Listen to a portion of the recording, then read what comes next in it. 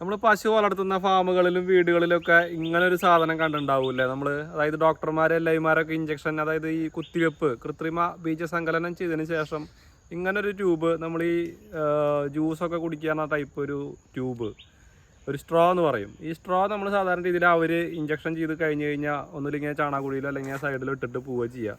അപ്പോൾ നമ്മളിതിന് അതിൻ്റേതായ ഒരു പ്രാധാന്യം കൊടുക്കണില്ല എന്നുള്ളതാണ് വാസ്തവം. അപ്പോൾ നമ്മൾ ഇന്നത്തെ വീഡിയോ എന്ന് പറയണത് ഈ ഒരു ട്യൂബിൻ്റെ ഇന്നത്തെ ഈ മേഖലയിലുള്ള പ്രസക്തിനെ കുറിച്ചിട്ടുള്ള ഒരു വിവരണമാണ് നമ്മൾ തരാനായിട്ട് ഉദ്ദേശിക്കുന്നത്.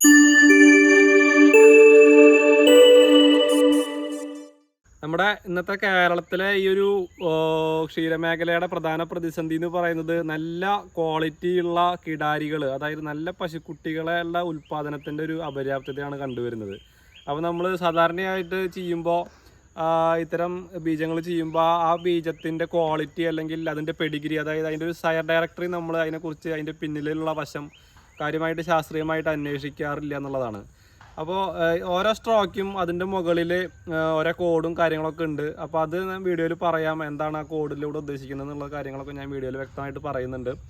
അപ്പോൾ നമ്മൾ ഇനിയുള്ള കാലത്തിലെങ്കിലും നമ്മൾ പ്രധാനമായിട്ടും ക്ഷീരകർഷകർ ശ്രദ്ധിക്കുക. ഇതിന് അതിൻ്റേതായ പ്രാധാന്യമുണ്ട്. നമ്മൾ ഡോക്ടറിനെയോ അല്ലതിനെയോ ഇഞ്ചക്ഷൻ ചെയ്യാനായിട്ട് വിളിക്കുമ്പോൾ, കുത്തിവെക്കാനായിട്ട് വിളിക്കുമ്പോൾ നല്ല ക്വാളിറ്റിയുള്ള സെമൻ, പ്രീമിയം സെമൻ അല്ലെങ്കിൽ ഇമ്പോർട്ടഡ് ആയിട്ടുള്ള സെമൻ, ഡയമണ്ടിലെ ക്വാളിറ്റിയിലുള്ള സെമൻ നമ്മൾ കുത്തിവെക്കാനായിട്ട് ശ്രദ്ധിക്കണം. എന്നാൽ മാത്രമേ നമ്മൾ തമിഴ്നാട്, കർണാടക അങ്ങനെയുള്ള സംസ്ഥാനങ്ങളിൽ ഉൽപ്പാദിപ്പിക്കുന്ന നല്ല ഹൈ ഈൽഡ് കിട്ടുന്ന ഒരു തലമുറയെ നമുക്ക് ഉണ്ടാക്കിയെടുക്കാൻ സാധിക്കുകയുള്ളൂ. അപ്പോൾ അത് എങ്ങനെയാണെന്ന് നമ്മൾ വീഡിയോയിലൂടെ നമ്മൾ വ്യക്തമാക്കി തരാം. ആദ്യമായിട്ട് ഓരോ സ്ട്രോക്കും ഓരോ കളർ ഉണ്ടായിരിക്കും. ഈ ട്യൂബിൻ്റെ ഉള്ളിൽ ഓരോ സ്ട്രോക്കും ഓരോ കളറും ഓരോ ബ്രീഡിനെ പ്രതിനിധാനം ചെയ്യുന്നതാണ് കേട്ടോ.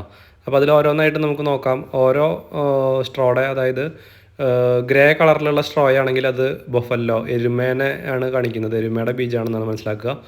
ഓറഞ്ച് ആണെങ്കിൽ ഇൻഡിജീനിയസ് കൗസിൻ്റെയാണ്, അതായത് നാടൻ ഇനത്തിൽപ്പെട്ട കാങ്കറേജ്, അതേപോലെ തന്നെ അങ്ങനത്തെ ഐറ്റംസാണ് ഈ ഓറഞ്ച് ഐറ്റംസ് വരുന്നത്. പിന്നെ നമ്മൾ കോമൺ ആയിട്ട് കണ്ടുവരുന്ന പിങ്കും യെല്ലോയും. പിങ്ക് പറയുന്നത് HF ഹോൾസ്റ്റൈൻ ഫ്രീഷ്യൻ ബ്രീഡിൽ പെട്ടിട്ടുള്ള ബീജമാണ്. യെല്ലോ കളറിലുള്ള സ്ട്രോ ആണെങ്കിൽ അത് പ്യുവർ ജേഴ്സിയുടെ സെമനാണെന്ന് നമ്മൾ മനസ്സിലാക്കണം. പിന്നെ വരുന്ന ഗ്രീനാണ്. ഗ്രീൻ കളറിലുള്ള സ്ട്രോ ആണെങ്കിൽ അത് HF ക്രോസ് ആയിട്ടുള്ള HF ബ്രീഡിൻ്റെയാണത്. പിന്നീട് വരുന്നത് ഒരു സാൽമൺ കളറാണ്, അത് ജേഴ്സി ക്രോസിൻ്റെ സെമനാണെന്ന് നമ്മൾ മനസ്സിലാക്കിയിരിക്കുക. ഞാനിവിടെ എൻ്റെ ഫാമിൽ ലാസ്റ്റ് ഉപയോഗിച്ചിട്ടുള്ള ഒരു സെമൻ സ്ട്രോയുടെ സാമ്പിളാണ് കേട്ടത്. അപ്പോൾ ഇത് ജേഴ്സിയാണ് കുത്തിയിട്ടുള്ളത്. അപ്പോൾ ഞാനിതിൻ്റെ മുകളിൽ എഴുതി വെച്ചിട്ടുള്ള ഓരോ ലെറ്റേഴ്സിൻ്റെയും അതിൻ്റെ ഒരു ഡിസ്ക്രിപ്ഷനായിട്ട് പറയാം. അതായത് ആദ്യം MUT എന്ന് പറഞ്ഞിട്ട് കാണാം. MUT എന്ന് പറയുമ്പോൾ മാട്ടുപ്പെട്ടി സെമൻ സ്റ്റേഷൻ എന്നാണ് നമ്മൾ ഈ സ്ട്രോ കൊണ്ടുവന്നിട്ടുള്ളത് KLDB വഴി. അതായത് നമ്മുടെ കേരളത്തിൽ മെയിനായിട്ട് KLDB ബീജം കളക്ട് ചെയ്യുന്ന കളക്ഷൻ സെൻറ്റേഴ്സ് എന്ന് പറയുന്നത് പ്രധാനമായിട്ട് 3 അതിൽ നമ്മൾ കോമൺ ആയിട്ട് കണ്ടുവരുന്നത് മാട്ടുപ്പെട്ടി നിന്നും ധോണി ഫാമിൽ നിന്നുള്ള കാളക്കുറ്റന്മാരിൽ നിന്നുള്ള ബീജമാണ് നമ്മൾ കളക്ട് ചെയ്യാറ്. അപ്പോൾ അതിൻ്റെ കോഡാണ് മാട്ടുപ്പെട്ടി. മറ്റേ DH എന്നായിരുന്നെങ്കിൽ അത് ധോണി എന്നുള്ള സ്ഥലത്തു നിന്ന് വന്നിട്ടുള്ള ബീജമായിരിക്കും. അപ്പോൾ ഇത് മാട്ടുപ്പെട്ടി എന്നാണ് കൊണ്ടുവന്നിട്ടുള്ളത്. ജേഴ്സി JY എന്ന് പറയുന്നത് ജേഴ്സി എന്നുള്ള ബീജ വർഗത്തിൻ്റെ സെമനാണിത്. ജേഴ്സി ബുള്ളിൻ്റെ സെമനാണ്. അത് യെല്ലോ കളറ് നമ്മൾ പ്രതിനിധാനം ചെയ്യുന്നത് ജേഴ്സിയുടെ ബീജത്തിനെയാണ്. പിന്നെ 895801 എന്ന് പറയുന്നത് ആ ജേഴ്സിയുടെ ഒരു കോഡാണ്. ഓരോ പശുവിനും ആ ബുള്ളിന് ഒരു കോഡുണ്ട് ഓരോ സ്ഥലത്തും. അപ്പോൾ ആ കോഡ് അതിൻ്റെ ഒരു ഐഡൻറ്റിറ്റി നമ്പറാണ് ആ കാണിച്ചിട്ടുള്ള നമ്പർ. പിന്നെ വരുന്നത് ഏഞ്ചലോ എന്ന് പറഞ്ഞിട്ട് കാണാം. ഓരോ ബുള്ളിനും ഓരോ പേരിട്ടുണ്ടായിരിക്കും. ഏഞ്ചലോ, അഡോൾഫ് അങ്ങനെ പറഞ്ഞിട്ട് ഓരോരോ ബുള്ളിനും ഓരോ പേരുണ്ടാവും, നെയിം. അതാണ് ഏഞ്ചലോ എന്ന് പറഞ്ഞിട്ട് കാണുന്നത്. പിന്നീട് കാണുന്ന ഒരു ഡേറ്റാണ് വരുന്നത് 15/2/2024. ആ ഡേറ്റ് വന്നിട്ട് ഈ സെമൻ കളക്ട് ചെയ്ത ഡേറ്റാണ്. ആ ബുള്ളിൽ നിന്ന് സെമൻ എടുത്തിട്ടുള്ള ഡേറ്റാണ് 15/2/2024. പിന്നെ EJ നമ്പർ 1, EJ ജാക്കുലേഷൻ നമ്പറാണ്. അതായത് എത്രാമത്തെ ജാക്കുലേഷനിലാണ് കളക്ട് ചെയ്തിട്ടുള്ളത്. അപ്പോൾ ആദ്യത്തെ ഫസ്റ്റ് ജാക്കുലേഷനിൽ കളക്ട് ചെയ്തിട്ടുള്ള സെമനാണിത്. പിന്നെ വരുന്നതാണ് നമ്മൾ പ്രധാനമായിട്ട് ശ്രദ്ധിക്കേണ്ട ഒരു കാര്യം, 8661 എന്ന് പറയുന്ന സംഖ്യ. അതായത് ആ ഒരു കാളയുടെ കളക്ട് ചെയ്യുന്ന, നമ്മളിപ്പോൾ ഈ ബീജം എടുത്തിട്ടുള്ള കാളയുടെ അമ്മയുടെ ഒരു വർഷത്തെ പാലിൻ്റെ അളവാണ് കിലോയിൽ. 8661 കിലോ പാലാണ് 305 ദിവസത്തെ ആവറേജ് മിൽക്കിംഗ് ഈൽഡാണ് ആ എമൗണ്ട് എന്ന് പറയുന്നത്. അതാണ് നമ്മുടെ മെയിനായിട്ട് നോക്കേണ്ട ഒരു കാര്യം എന്ന് പറയുന്നത്. അതായത് പല ബുള്ളിൻ്റെ അമ്മയ്ക്കും പല ക്വാണ്ടിറ്റി മിൽക്കായിരിക്കും ഈൽഡ് ഉണ്ടാവുമായിരിക്കുക. അപ്പോൾ ഇമ്പോർട്ടഡ് സെമനൊക്കെ ആണെങ്കിൽ 18,000 ഡയമണ്ട് ആയിട്ടുള്ള സെമനൊക്കെ ആണെങ്കിൽ 18,000 വരെയും ഉള്ള ബീജങ്ങളുണ്ട്. ഇത് നമുക്ക് ഒരു 8,660, അതായത് ഏകദേശം ഒരു 305 ദിവസം, 305 മുതൽ 310 ദിവസം വരെയുള്ള ഈ കാളയുടെ അമ്മയ്ക്ക് കിട്ടിയിട്ടുള്ള പാലാണ്. അപ്പോൾ നമുക്ക് ഏകദേശം ഒരു 30 ലിറ്ററിനടുത്ത് ഒരു ദിവസം ആവറേജ് ഉണ്ടായിട്ടുള്ള ഒരു അമ്മ പശുവിൻ്റെ മകൻ്റെ ബീജമാണ് ഈ ഇരിക്കുന്നത്. അപ്പോൾ അതാണ് നമ്മൾ മെയിനായിട്ട് നോക്കേണ്ടത്. പല KLDB ബോർഡിൻ്റെ ആയാലും മറ്റുള്ള ഏജൻസികളുടെ ആണെങ്കിലും 5,000, 4,000, 3,000 ഒക്കെ ഉള്ള ബീജങ്ങളുണ്ടെങ്കിൽ അത് നമ്മൾ എടുക്കാതിരിക്കുകയായിരിക്കും നല്ലത്. അപ്പോൾ നമ്മൾ കുത്തിവയ്ക്കാനായിട്ട് പശുക്കളെ കുത്തിവയ്ക്കാനായിട്ട് വിളിക്കുമ്പോൾ പരമാവധി ഒരു 10,000-ന് മുകളിൽ 8,000-ന് മുകളിലൊക്കെ ഉള്ള ഈൽഡുള്ള ഈ നമ്പർ എഴുതിയിട്ടുള്ള ബീജം എടുക്കാനായിട്ട് ശ്രമിക്കുക. പിന്നെ വരുന്നത് ഈ TKLDB എന്നുള്ളതാണ്. അത് ഏത് ഡിപ്പാർട്ട്മെൻറ്റാണോ നടപ്പിലാക്കുന്നത് അവരുടെ ആയിരിക്കും കോഡായിരിക്കും. KLDB എന്നാണ് ലാസ്റ്റ് എഴുതിയിട്ടുള്ളത്. അപ്പോൾ ഇതാണ് നമ്മൾ ഇതിൻ്റെ മുകളിൽ നോട്ട് ചെയ്തിട്ടുള്ള കാര്യങ്ങൾ. നമ്മൾ കുത്തി ഇൻസെമിനേഷൻ ചെയ്യുമ്പോൾ തന്നെ നമ്മൾ ഒരു പ്രത്യേക ഡയറിയിൽ ഇത്തരം കാര്യങ്ങൾ നമ്മൾ ഇന്ന് ഡേറ്റും കുത്തിവെച്ച ഡേറ്റും ഇത്തരം കാര്യങ്ങളും നമ്മൾ നോട്ട് ചെയ്ത് വളരെ നന്നായിരിക്കും. അപ്പോൾ ഈ ഒരു ഇമേജാണ് നമുക്ക് ഇപ്പോൾ ഇതുവരെ പറഞ്ഞിട്ടുള്ള ആ ഒരു സ്ട്രോ വെച്ചിട്ട് ഞാൻ ലാസ്റ്റ് നമ്മുടെ ഫാമിലി ചെയ്തിട്ടുള്ള ഡീറ്റെയിൽസ് എൻ്റർ ചെയ്ത് കൊടുത്താൽ നമുക്ക് ആ സൈർ ഡയറക്ടറിയിൽ നിന്ന് കിട്ടുന്ന ഇമേജ് ഫയലാണ് കേട്ടോ അത്. അപ്പോൾ ഇത് അതിൽ പറഞ്ഞ പോലെ തന്നെ ഏഞ്ചലോ എന്ന് പേര് കാണാം.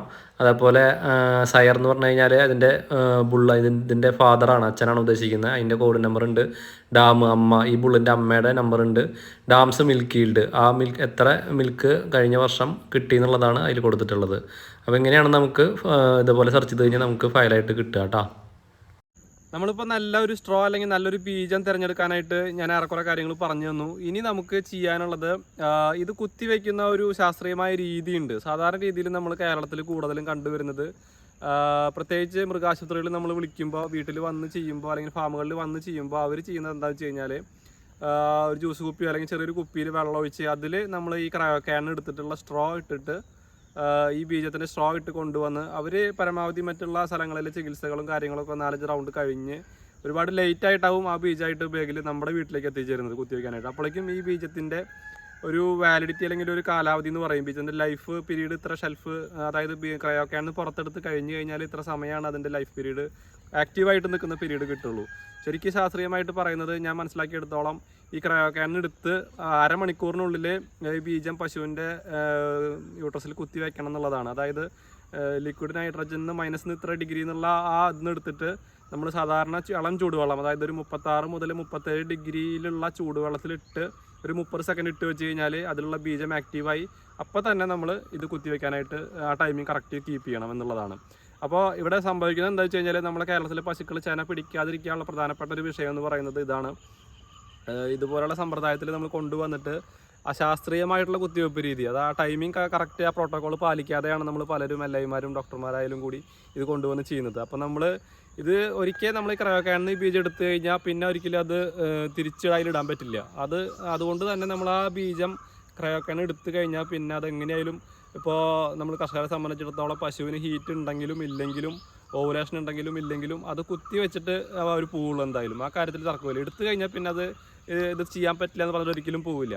അപ്പോൾ നമ്മൾ ഇവിടെ ശ്രദ്ധിക്കേണ്ട ഒരു പ്രധാനപ്പെട്ട ഒരു കാര്യം എന്ന് പറയുന്നത്, ക്രയോക്യാൻ വീട്ടിൽ കൊണ്ടുവന്ന് ചെയ്യുന്ന ഒരുപാട് ഇൻസിമിനേറ്റേഴ്സ് ഉണ്ട്, പ്രൈവറ്റായിട്ടും KLDBയിലും ഒരുപാട് പേര്. അപ്പോൾ അത്തരത്തിലുള്ള ആൾക്കാരെയാണ് നമ്മൾ ശ്രദ്ധിക്കേണ്ടത്. അവരെ വിളിച്ച് കൊണ്ടുവന്നിട്ട് ഈ പറഞ്ഞ പോലെ ഒരു 30 സെക്കൻഡ് ഈ 36 ഡിഗ്രി വെള്ളത്തിലിട്ടതിന് ശേഷം കുത്തിവെക്കുകയാണെങ്കിൽ കുറച്ചും കൂടിയും അതിൻ്റെ സക്സസ് റേറ്റ് കൂടുതലായിട്ടാണ് കണ്ടുവരുന്നത്.